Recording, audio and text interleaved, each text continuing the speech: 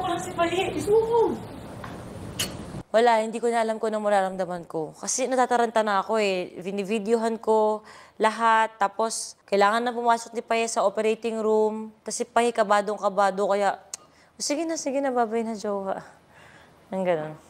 Okay, tapos na tayo sa rewind. Eto na. Balik na tayo sa present na nangyayari. Napanood niyo naman na nagsimula ang rhinoplasty ni Paye. At eto na yung nangyari pagtapos nun. This is not the first time na nag-away kami ni Tony. Di ko na kailangan mag-sorry dahil buntis ako at dapat silang mag-adjust sa akin. Oh! Angas, di ba? Oh my God. Kung kaya madaling kain siya. Angas.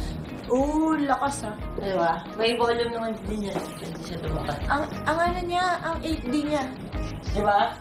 Hindi ko pa nga tinaas yung ano niya.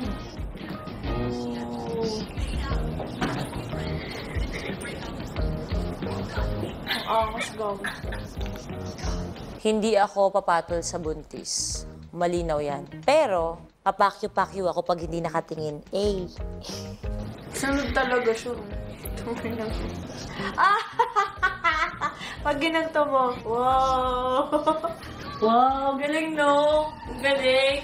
Galing lakas. Oo, lakas talaga. Lakas siya sa tenga pag Ah, nakagaling. di ba? Pindutin mo. Para mas ma-feel mo, di ba? Cinema mode. Di ba, cinema? Galing, di ba? Aminin mo lang. Di ba ang galing? Sana ayoko na park siya. Mabubunggo siya. Sige. Pero ang galing na. Ganda. Wait lang, isa pa. Panis to, papi. Paano na? Ano? Hey, Meta, take a picture of this bitch. Di ba nag-click? Nakita mo? Isa pa uni, isa pa. Hey, Meta, take a picture of this bitch. Hey, Meta, take a video of this ungrateful bitch. Ayaw. Ayun na Ay, uni. na nag-record. Ungrateful ka daw, sabi ni Meta. Nag-record uni, nag-record. naman ng putang nila. Ay, nga, oo. Takto lang siya, oh. Diba? Oh my God. Tumawag na po ako dati kasi hindi ko na po talaga kinakaya yung exams ko po doon. Kasi po, 2 hours lang po ang tulog ko po sa isang araw. 12 na po ako natutulog tapos gigising naman po ako ng 2 a.m. Para po mag-refresh po muna ako ng mga reviews ko po bago po ako pumasok. Nadidrain na rin po ako. Tapos sabi ko ng teacher mo mag-special exam ko sa Monday. Ba't parang natatawa ka po dati? Hindi na, ano lang ako, naantok na kasi ako eh. Dati okay lang po ba? Okay lang po. Pero anak, pag mga ganyang bagay, papaalam ko muna kay Mama Marie. Kay Mama kasi okay po.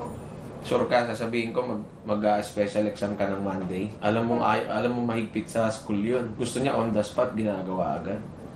Hindi po dati. Hindi na anak, sige na kakausapin ko si Mama Marie Monday. Tyronia.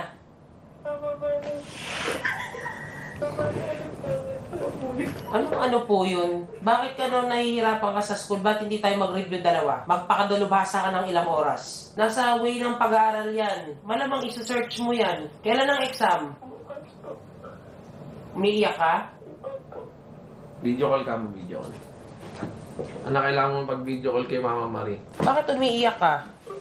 Sobrang hirap po kasi Anong pinag-aaralan yung lesson? madami po. Ano nga? Bigyan mo ako ng topic, isa. Ba't ako natapot? Kasi kanina. Kanina nag-exam sila ng math, dalawa na lang sila naiwan sa class. I-rank out nila 11. Isang oras kami nagantay ni Ika sa parking. Sabi ko, Ika, puntahan mo na nga si Tyronia, kamustahin mo pagkadating doon. Dati, pasensya ka na, dalawa na lang kami ng classmate ko dito. Sabi ko, hindi mo pressure na, makapag-antay ako. Sige lang, sige lang. Mabali ako pa nga po na uday. Isa ka na mawala. Sabi na ako na second. Natatawa ako kasi sobrang cute ni Tyronia.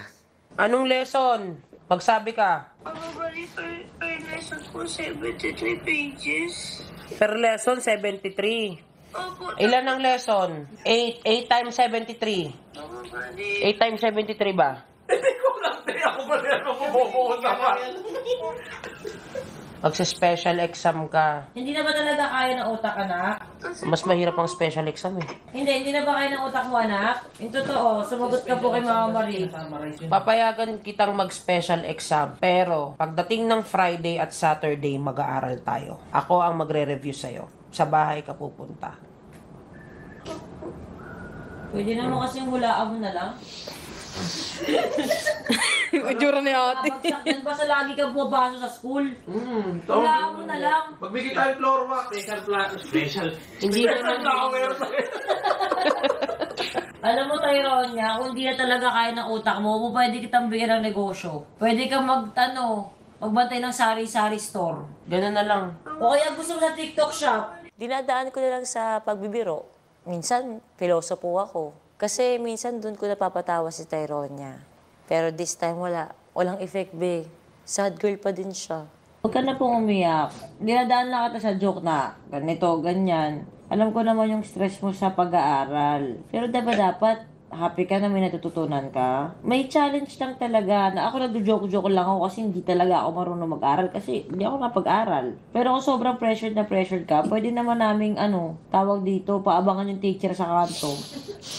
Parang joke lang. Ibig sabihin, pwede ko namang sabihin sa teacher na hindi na po talaga kaya ng utak na Tyronia. Dumudugo na po. Alam mo, sa totoo lang, mas maganda na yung ganyan, anak, na honest ka. Na humingi ka ng konti extension. Kesa naman sa gagawin mo bahala na, huhulaan mo. O kaya, pangalawa, mangungopia ka sa classmate mo. Alam mo ba yung kodigo? Gusto mo turuan kita? Magalit mo, okay yun, maayos yun. Gusto mo turuan kita? Ayaw mo na rin. Susulat ko sa papel yung sagot. Tapos kukopihin mo lang. Dito sa ako, ito sa Pinapangiti lang kita, pinapatawa lang kita. Huwag ka ma-pressure. Sige lang, mo lang, mag-aral ka lang. Kausapin namin teacher mo bukas. Okay? Tatry makiusap. Kaysa ganyan, masama na pakiramdam mo. Iyak ka na ng iyak. Saka wala kailangan ko na talaga ng tutor. Gusto mo ba yung tutor mo, yung katabi mo sa pagtulog talaga para mas absorb mo lahat? Siyempre, kung gusto talaga natin ng makarealidad, kung gusto mo talaga, kilala ako